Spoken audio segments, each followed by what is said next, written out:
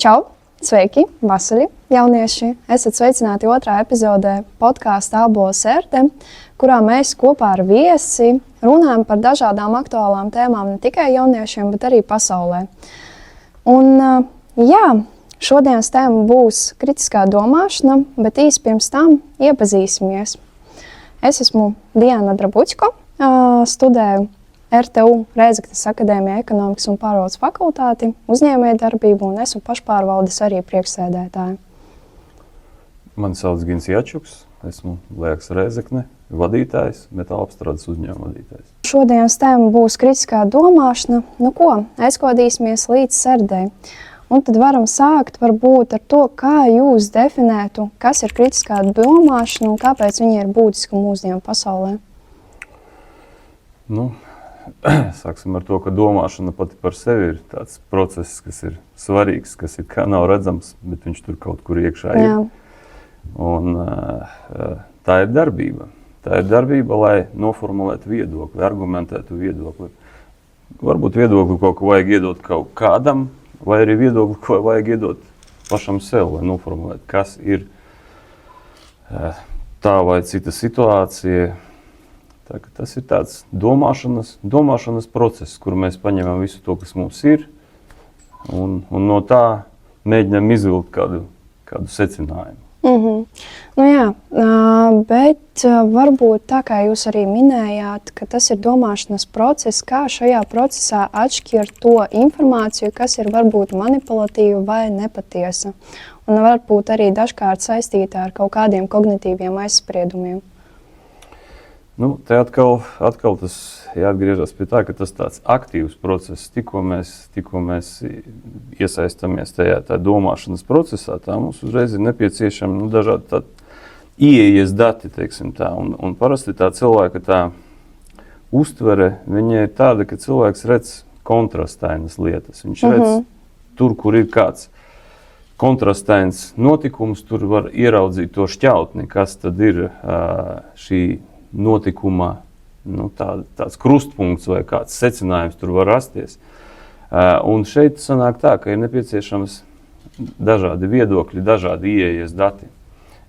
Un vajag kaut kur varbūt mazlietiņ, varbūt kādreiz nepaslinkot, varbūt kādreiz pārvarēt tādu iekšēju, tādu situāciju, ka mums katram ir kāds viedoklis, kas mums tuvāks ir, un tas mums var patīk labāk. Jā. Bet ir tādi viedokļi, kas ir pretēji, kas ir varbūt ļoti pretēji, kas ir mazāk pretēji, un viņi arī ir jāpaņem.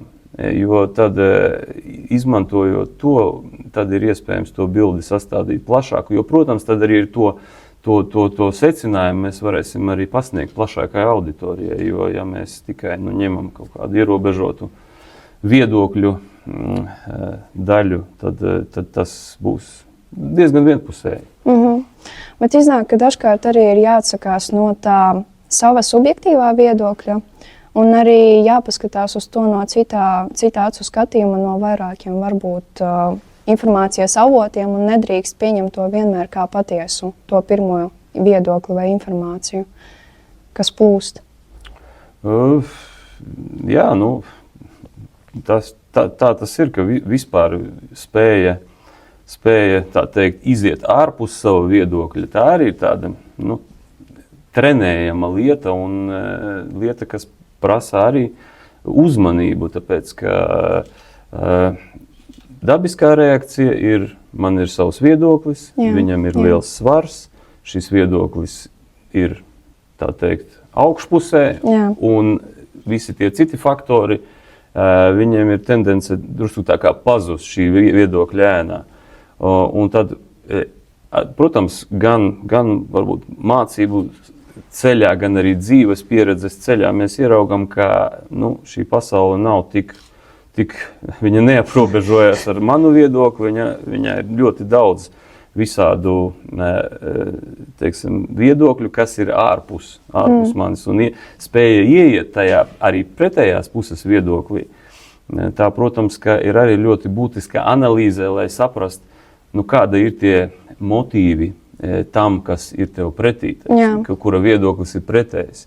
Jo, protams, tas nenozīmē, ka es piekritīšu, es varbūt nekad nepiekritīšu tam viedoklim, bet vismaz būs iespēja pietuvoties šim te, un, protams, gala rezultātā atrast arī kaut kādas kopējās saites, jo mēs visi esam cilvēki, mums ir jāatrod kaut kāds kontakts arī bieži vien. Ja mēs esam pretējās kaut kādās nometnēs, tad vienalga, lai atrastu kaut kādu kontakta punktu, ir nepieciešama šī iziešana ārpus savu viedokļu.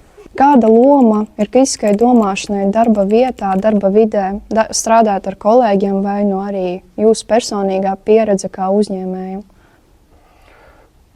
Tā ir liela nozīme. Tā ir liela nozīme gan savu spēju novērtēšanā, gan arī novērtēšanā, ko ir iespējams izdarīt šajā darbā, kā to ir iespējams sasniegt, kādus uzlabojumus, jo, protams, ir labi uzstādīt ambiciozus mērķus, un to vajag uzstādīt, bet no otras puses uzstādīt kaut kādus nereālus mērķus, kuri īsti nav izpildāmi, vai varbūt nav izpildāmi kādu, tādu, teiksim, objektīvu apstākļu dēļ kaut kādā laika periodā. Tas var arī, teiksim tā, to visu to attīstību, demotivēt, teiksim tā. Tāpēc, protams, ka šī te, domāšana kā tāda, protams, apsvēršana un dažādu risinājumu meklēšana un kritiska aplūkošana, vai tas risinājums strādās vai nestrādās. Ražošanā tas ir diezgan aktuāli, kaut gan liekas, ka teorētiski tas ir tehniskas lietas. Mēs paņemam kaut kādas mašīnas, viņas ražo un viss notiek. Praktiski dzīvē gadās tā, ka tas piegādātājs, kam varbūt jums ir jāpalūdz kāda palīdzība, viņš varbūt nav tik aktīvs, kā jūs gaidat, cits atkal ir aktīvs, kā jūs gaidat, un attiecīgi izejot no tā, cik jūs kritiski novērtēsiet to ceļu, uz kuru jūs iesiet uz to savu rezultātu, no tā arī būs atkarīgs tas rezultāts. Jo tur jūs ietversiet ne tikai tehniskos faktorus, bet arī tīri cilvēciskos. Vai viņš ir atsaucīgs vai nav atsaucīgs? Kādi ir šī jūsu partnera mērķi? Vai viņi tādi paši ir kā jūs? Varbūt viņš aptuveni sagaida pavisam ko citu no jums. Arī. Bet arī meklējot sadarbības partnerus ir svarīgi, vai arī uzņēmuma mērķi kopumā saskan, jo arī būs grūti turpmāk veidot sadarbību, komunikāciju ar to otro pusi, ja nebūs kaut kā kopīga, kaut kā, kas saista jūs. Jā, tas saistās, pieņemsim kaut vai arī kvalitātes sfēra, jā, izpratne par kvalitātes līmeni, pieņemsim jūsu produktu vai procesa. Viņi arī var būt ļoti dažādi. Teiksim. Kāds uzskata, šis būs pietiekoši labi. Un savukārt, kādā jūsu sfērā ir nepieciešama cita pieeja. Teiksim. Un attiecīgi, tad jums ir jāmeklē šie saskares punkti, jārunā un jānonāk pie viena teiksim, redzējuma tāda.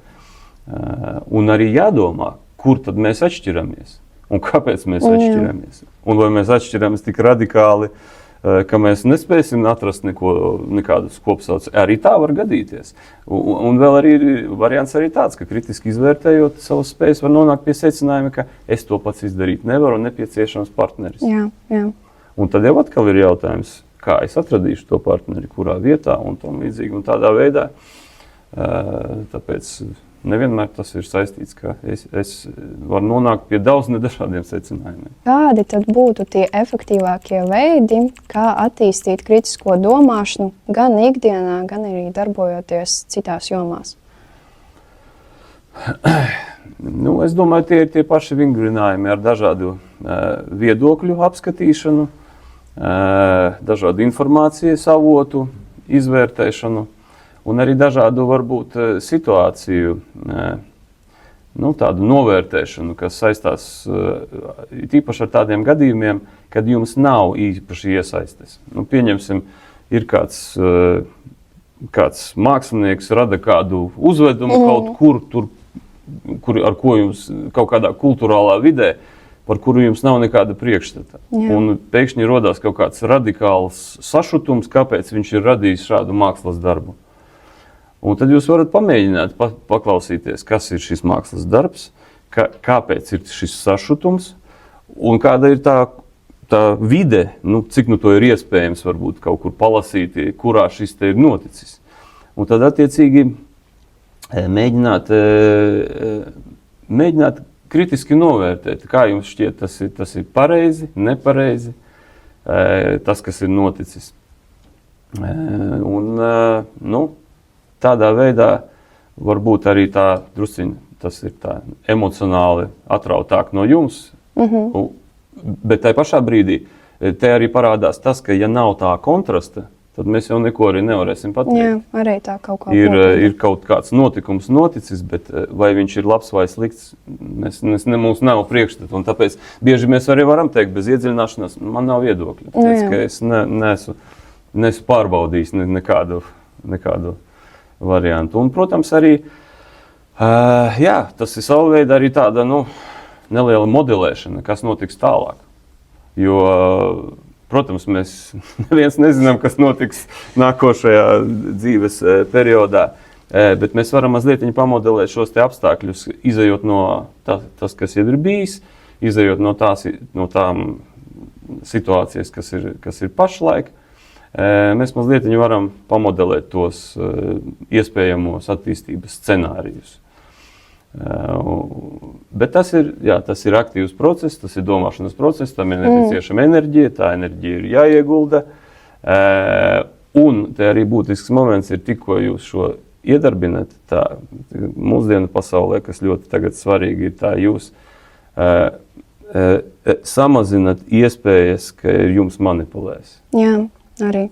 Tāpēc, ka pašreizējā situācija, kad attīstās mākslīgais intelekts, attīstās, kurš jau ir pārsniedzis cilvēka darbība, teiksim, ar datiem, un viņš arī var ietekmēt viedokli sociālajos tīklos, paceļot kaut kādu tēmu vienai kategorijai un nolaižot citu tēmu, citai kategorijai, nerādot kaut kādas ziņas un tādā veidā manipulējot ar sabiedrisko viedokli, bet tikko jūs ieslēdzat šo elementu, šo iekšējo darbu, tā sanāk, ka jūs pieliekat iekšā tur savu to izvēles brīvību. Jā, arī. Un šis te punkts ir kardināls tāpēc, ka jūs vairs nevar grozīt kaut kādā tik stipri ietekmēt. Protams, mēs visi esam pakļauti videi un tam līdzīgi, bet tad mēs no pasīva elementa pārvēršamies jau par aktīvu. Starp citu, mums ir neliels pārsteigums. Jums iepriekšējais viesis ir sagatavojis jautājumu.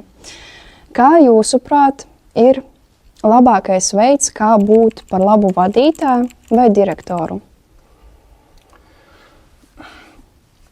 Jā, es domāju, ka labākais veids ir droši vien pirmkārt izprast šo te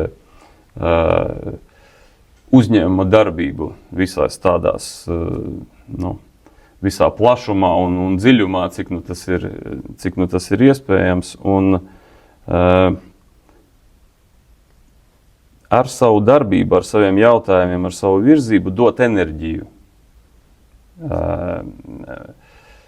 uzņēmumam. Tas, manuprāt, ir tāds viens būtisks virzīt visu šo te attīstību tādā konstruktīvā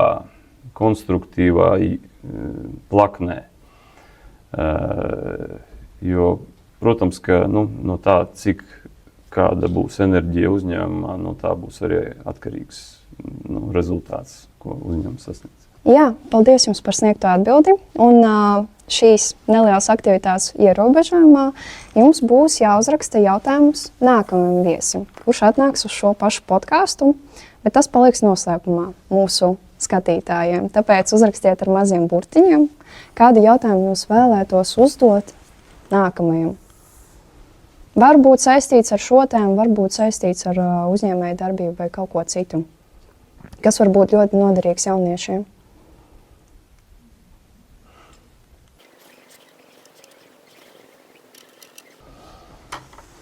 Paldies jums liels!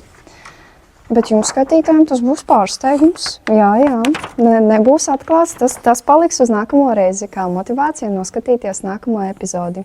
Kā arī atgādinu, ka jūs varat skatīties šo podcastu ne tikai YouTube platformā, bet arī klausīties jums ērtākā vietā un laikā. Straumēšanas platformā Spotify. Lūk, un jā. Paldies jums arī par jautājumu. Tas tiks atstāts uz nākamo reizi. Paldies jums, kā atnācāt uz podkāstu. Tiekamies nākamajā reizē, jau pavisam drīz. Atā!